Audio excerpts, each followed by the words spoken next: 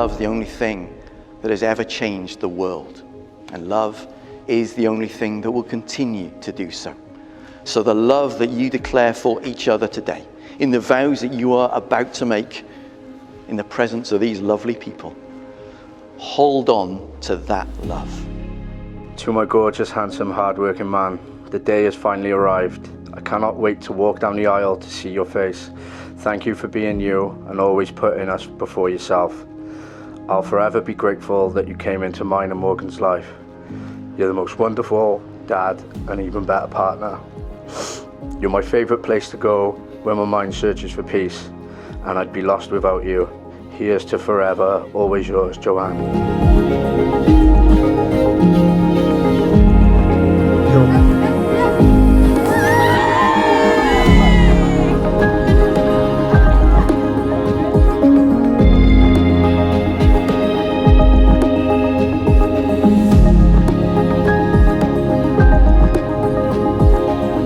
Love is what you need.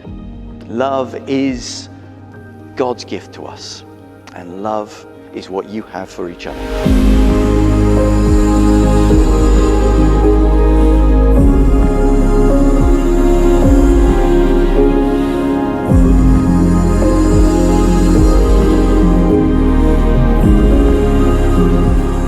We have come together today to witness the marriage of Joanne and Karl. We have come together to pray for God's blessing upon them, to share their joy and to celebrate their love.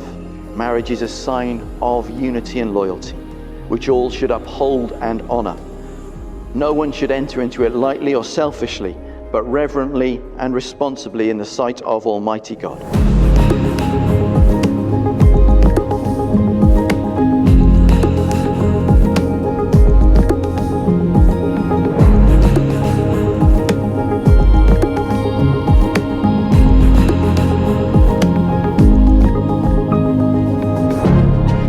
My beautiful bride, our wedding day is finally here, babes, and I just want you to know that I love you with all my heart.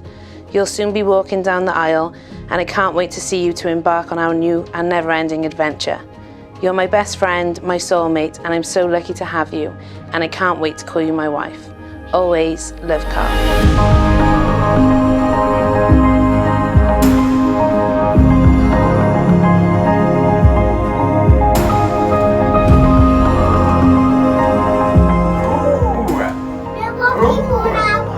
That is gorgeous.